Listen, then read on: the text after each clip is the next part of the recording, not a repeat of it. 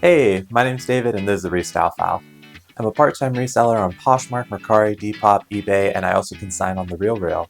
I very recently took a very short break from reselling and I am now back in full force, and I have a fantastic sales week that I'm eager to share with you all. Before we continue, please make sure that you like, comment, share, subscribe, and hit that bell icon. I appreciate your support. So I took a couple of weeks off from reselling recently, that way I can do a little bit of traveling, and when I knew it was a couple of days away from me returning, I went ahead and took my closets off of vacation mode, and a couple of sales did trickle in before this week officially began. So I am going to go ahead and include those in this week's totals as well. So this week's video is going to include sales from November 2nd through November 11th. And we're starting off with a really great RealReal sale. It was a Jill Saunders vintage 2000s trench coat. It sold for $396. Based off of the RealReal's commission structure, I will receive $277, and I paid $7 for that trench coat at a Salvation Army, so my total profit is $270. It's been a hot sec since I've had a really great sale on the RealReal, and I am really thrilled with this one. I was really impressed just because I did not think they were going to list it very high, just because it is a bit more plain. They accepted it and they listed it at $495. It was discounted at 20% before it finally sold, but I am ecstatic about the sale. I definitely don't think that I could have swung that kind of price for this item on my own. So the RealReal makes sense for me for this kind of transaction. Definitely not all transactions. The next sale was on Poshmark. It was a Solutos Lola Bohemian Tan Suede Leather Ankle Boots, size 9.5. They sold for $20, which was an offer. After Poshmark's fees, I received $16. I paid $1 for those boots at an Earth Day sale at a Buffalo Exchange, so my total profit was $15. Solutos is not a brand I typically source, and even then I think the items you typically want to go for from them is their espadrille shoes. Not so much their boots, but when you have a cost of goods of $1, you take it. The next sale was on Depop. It was a Bryden vintage 90s red leather wallet waist bag. It sold for $30, which was my full asking price. After Depop's fees, I received $20.44 since I also paid for the shipping. So I paid about $4 for this wallet at Goodwill, so my total profit was $16.44. I was fairly surprised. This item was in my death pile just because I thought it was nothing special, but it actually got a lot of attention on multiple sites, especially Depop. The next sale was a Linnea Pell vintage brown suede wide belt size medium. It sold for $25 on Poshmark, which was an offer. After Poshmark's fees, I received $20. I paid $4 for that belt at Goodwill, so my total profit was $16. Another item that had been in my death pile, and I finally listed it, and it sold for a decent price. I love me a wide disco belt. And the last sale that I had before the week started was an absolutely fantastic one. It was on eBay. It was a Bowden navy wool blend Crombie coat with piped collar, size 16/18. It sold for $187, which was an offer. After eBay's fees, I received $159.70, and I paid $52.50 for this coat at a thrift store in South Texas, so my total profit was $107.20. I've had this coat for a while, but I picked it up just because I do like selling Bowden, especially with some of their nicer made pieces like this one. I saw that it had resold a couple of times before in the 200s, and it was pretty expensive new as well. I did pay up for this item. It was actually tagged at $75 at this thrift store in South Texas, but I saw that they had a senior discount day. I think it was like Tuesdays. So I took my favorite seniors, my parents, and they helped me to score a discount on that item. And I only paid $52.50 and made over $100 profit. So fantastic sale. All right, now we are moving into this sales week. The first day was Sunday the 5th. I had one eBay sale and one Poshmark sale. The eBay sale was a Brian Atwood Black Liaison Leather Mule Heels size 40. They sold for $75, which was an offer. After eBay's fees, I received $65.09. I paid $15 for those heels at a Goodwill, so my total profit was $50.09. I've made a couple of decent sales out of Bryant Atwood or B by Bryant Atwood, but something I find really annoying is that Bryant Atwood is a American designer, Mexican descent, I believe, but for some reason, it is the hardest thing to find a size chart for Bryant Atwood heels. The whole European sizing versus American sizing, and sometimes you also don't know if it's European sizing or is it French sizing or Italian sizing. And sometimes when you try to hunt for this information on some retail sites, it's not exactly easy to find. And of course, those are the kinds of listings that you will always get those questions about, do they fit true to size? And I just like look at these heels and I look at my foot and I'm like, yeah, I'm not going to be able to tell you. The next sale on Sunday was on Poshmark. It was an Assets by Spanx high-waisted beige shapewear shorts size small. They sold for $8, which was an offer. After Poshmark's fees, I received $5.05. I paid $1 for that shapewear short set at a Salvation Army, so my total profit was $4.05. So Spanx is typically a bolo, and I had heard that this Assets by Spanx, which I believe is their more commercial line, like sold at Walmart or Target, can also do well, but these sat forever and did not sell for much, so I think I'll be passing on these in the future unless they are literally free. The next day of sales was Monday the 6th. I had 3 Poshmark sales and 1 Depop sale. The first Poshmark sale was an Armani Exchange Spring 2016 wool blue hoodie with zip detail size extra large. It sold for $50, which was my full asking price. After Poshmark's fees, I received $40. I paid $6 for that hoodie at Goodwill, so my total profit was $34. This hoodie had a really interesting back detail where it could completely sort of unzip on the back shoulder and down the arm.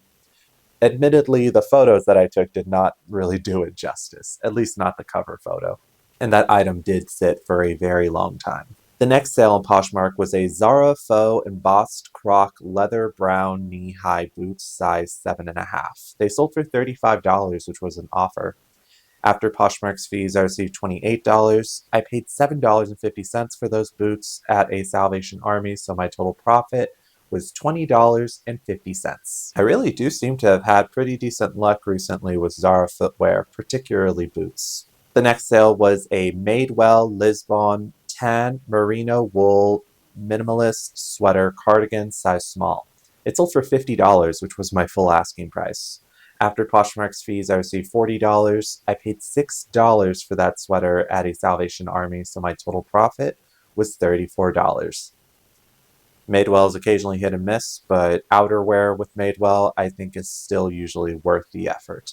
The last sale for Monday was on Depop. It was a Spill Skateboards Vintage 90s Y2K green striped sweater size large. It sold for $28, which was an offer. So after I paid for the shipping and Depop's fees, I received $17.29. I paid $6 for this sweater at Goodwill, so my total profit was $34. I'd initially purchased this for myself, but devastated that it did not fit. I hope someday I find a sweater like this for myself. At the very least, I was able to turn a profit on it. The next day was Tuesday, and Tuesday had 0 sales. But fortunately, Wednesday did pick up a little bit. I had 1 Poshmark sale and 1 eBay sale on the 8th. So the Poshmark sale was actually a bundle. It was an Anthropologie Cartonnier polka dot blazer and a Massimo Dutti leather blazer, size small. The bundle sold for $48, which was an offer. After Poshmark's fees, I received $38.40.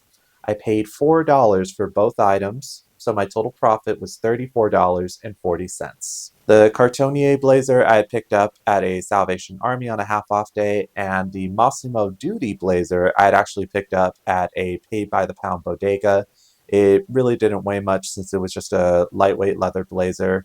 But unfortunately, I did not realize until I got it home that there was some pretty significant damage to like the lower right quadrant of the interior lining. So I was hoping to make a lot more on it, but at that point I was like, and it did sell very quickly in this bundle. The next sale was on eBay. It was a vintage 90s Levi's made in the USA 550 fit relaxed blue jeans, size 38 by 30. They sold for $25, which was an offer. After eBay's fees, I received $20.85. I paid $7 for those jeans at Goodwill, so my total profit was $13.85. I'd heard before that Levi's made in the USA were a hot commodity, and it really appears to be few and far between. I feel like even when I check comps, they are all over the place. Some people somehow snag like $60 or $70 sales, but then there's also a lot of people just flipping them for 20 or 25 bucks.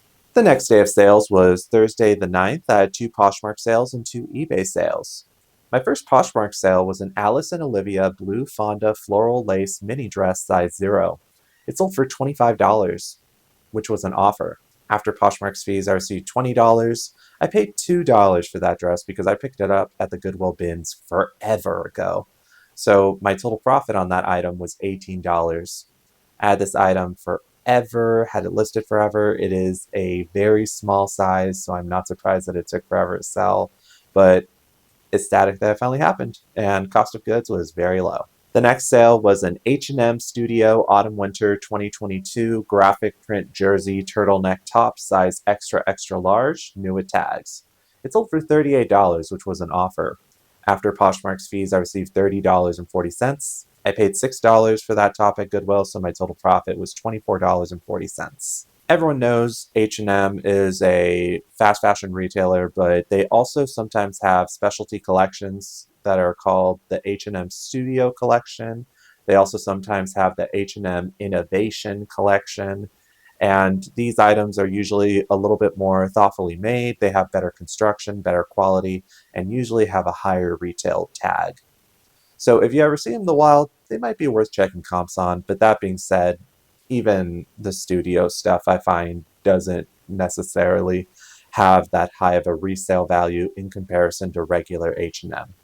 It has to be the right mixture of it being an incredible item, it being a blogger favorite, so make sure you do your research.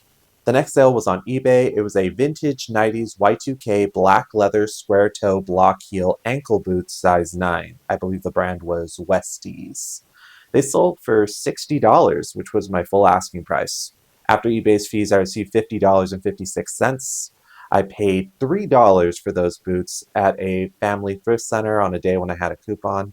So my total profit was $47.56. That was a really incredible sale.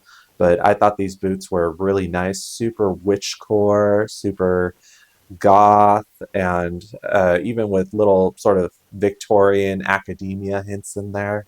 They sat for a while, but considering it's a nothing brand, I think they sold really well. The next sale on eBay was another pair of made in the USA vintage Levi's. These were the 501 fit, and they were straight leg black denim jeans, size 36 by 34. They also sold for $25. After eBay's fees, I received $20.59. I paid $7 for those jeans at Goodwill, so my total profit was $13.59. If these look at all familiar, it's because I did previously sell them on Poshmark, but they were returned because I had not noted that there was some damage on the button fly. But I just relisted them and, of course, disclosed the damage as well, and they eventually sold. The next day of sales was Friday the 10th. I had one Depop sale and two eBay sales. The Depop sale was a flawed Franco Sarto black leather mid-calf lace-up boots, size 8. They sold for $24, which was an offer. After Depop's fees, I received $19.85. I paid $4.50 for those boots at a thrift store in Houston, so my total profit was $15.35.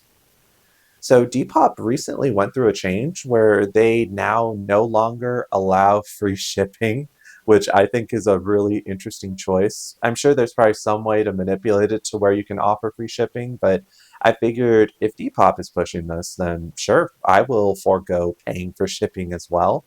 And this is my first item to sell without paying for shipping myself. So I'm super curious to see how this is going to affect sales on Depop. Are they going to grind to a halt, or Are we going to start seeing lower offers, or what's going to go on with that? If you have any thoughts about the new Depop shipping method, please let me know in the comments below. I'd love to hear your thoughts. The next sale was on eBay. It was a Papillon Vintage 90s Y2K boho faded blue denim maxi mermaid skirt size medium. It sold for $40, which was my full asking price. After eBay's fees, I received $33.24. I paid $1 for that skirt at a pay-by-the-pound bodega, so my total profit was $32.24. I know I've recently talked a lot of smack about skirts, and I am still terrified of listing them, but considering this one was very stylish, very on trend, and also very cheap, I thought it couldn't hurt, and it sold very quickly. So perhaps the midi maxi denim skirts is where it's at. The last sale for Friday on eBay was a vintage Y2K 90s black leather studded low hip waist belt. It sold for $30, which was an offer. After eBay's fees, I received $24.68. I paid $10 for that belt at a consignment shop in Galveston, I think it was. I really don't remember on that one. So my total profit was $14.68. If this belt looks familiar, it's because I previously sold it and it was returned on eBay because the buyer said that it didn't fit them. So I went ahead and accepted the return, relisted, and it sold for a little less. At this point, I just want this belt out of my house. The last day of sales was Saturday the 11th. I had one Poshmark sale, one Mercari sale, and one eBay sale. The Poshmark sale was a Doc Martens Smith's Cherry Red Y2K leather Oxford shoes size 11. They sold for $60, which was an offer. After Poshmark's fees, I received $48. I paid $13 for those shoes at Goodwill, so my total profit was $35. I don't really have too much experience selling Doc Martens, but the moment I saw these and I saw the price tag on them, I knew that they were worth picking up. They sold really quickly in a matter of a couple of days. And something to note is that these did say they were made in England. From what I saw in my research, apparently them being made in England could potentially increase their value, but I really don't know much at all about reselling Doc Martens and really couldn't find too much about this particular style online. So if you know anything about Doc Martens, please educate me in the comments below. The next sale was on Mercari. It was a Rachel Zoe Bohemian Brenda tumbled vachetta leather boots size 7.5. They sold for $56, which was an offer. On Mercari, I do offer free shipping, so after the cost to ship and Mercari's fees, I received $39.28. I paid $10 for those shoes at Goodwill, so my total profit was $29.28. I kind of bought these completely on a whim. I think after just checking a few comps, and when I got them home, I felt almost instant regret, just because so much of Rachel Zoe's stuff is oversaturated from what I've seen, and there's a lot of it out there that's selling really cheap as well. So I was thrilled when I got this offer for a decent amount on Mercari. I don't know if I would pick them up again, but I was thrilled with that sale. The last sale for the week was on eBay. It was a Sorel Madsen hiking black leather Gorpcore waterproof boots size 12. They sold for $40, which was an offer. After eBay's fees, I received $31.67. I paid $13 for those boots at Goodwill, so my total profit was $18.67. We are quickly approaching winter hiking season, so if you got the boots, get them listed. Time to break down my sales. We are starting off with Poshmark. I sold 11 items for a total of $359. After Poshmark's fees, I received $285.85. I paid $50.50 for the items that sold this week on Poshmark, so my total profit was $235.35. On Depop, I sold 3 items for a total of $82. After Depop's fees and the cost to ship some of the items, I received $57.58. I paid $14.50 for the items that sold, so my total profit on Depop was $43.08. On Mercari, I sold a single item for $56. After Mercari's fees and the cost to ship, I received $39.28. I paid $10 for that item, so my total profit on Mercari was $29.28. On eBay, I sold 8 items for a total of $482. After eBay's fees, I received $406.38. I paid $108.50 for the items that sold on eBay. So my total profit on eBay was $297.88. And on TheRealReal, I had a single item sell for $396. Based off of their commission structure, I would receive $277. I paid $7 for that item. So my total profit was $270 for TheRealReal. So for my grand total, I sold 24 items on 5 different platforms for $1,375. After the fees associated with the miscellaneous platforms and the cost of ships and the items, I received $1,066.09. I paid $190.50 for the items that sold on the platforms, so my total profit was $875.59. It's been a while since I've had a really great sales week, and just a while since I've sold anything in general, so I am glad to be back in my element and love seeing it. Have you had any fantastic sales recently? Please make sure to let me know in the comments below. I love hearing from you all. Please make sure that you like, comment, share, subscribe, and hit the bell icon. I really do appreciate all your support of this channel. And until next time, see ya. So let's take a moment to talk about some essentials that every reseller should have. Now, websites like Poshmark are fairly easy because they don't really determine too much on weight as long as your items are beneath 5 pounds. But for other websites like Depop, eBay, and Mercari, you kind of have to account for your own shipping and also be able to determine how much does your item weigh, because it will directly affect how much does your shipping cost. So what every reseller needs is a postage scale. Now, this is not the one I typically use. I have an Accutech one, or I forget. I'll put an image of the one that I have here that I use that is digital. But I saw this one at a Goodwill for like $3, and I thought it's cute. And it would probably be a good idea to have more than one. That way I can have one in my listing area. That way, as soon as I'm done photographing and measuring items, I can just put it on the scale and figure out what it is for weight. And then I have the digital one over where I typically work on packaging items. But I'm so ridiculous because I feel like I can't trust this thing because it's not digital. So I find myself very often testing it and putting stuff on here and then checking the digital scale to see if it weighs the same, and it basically does weigh the same. It might be off by like maybe half an ounce or something along those lines, but just another example of me being ridiculous with a purchase. I don't know why I can't shake it. I won't let my presence weigh on you any longer. Until next time, see ya.